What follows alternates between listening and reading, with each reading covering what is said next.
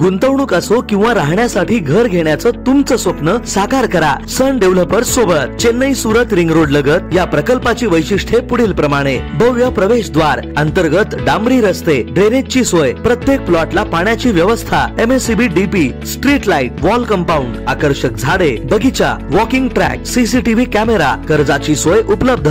प्रकल्पालगत शाळा, कॉलेज, दवाखाना, petrol pump, market सुद्धा अगदी हाकेच्या अंतरावर.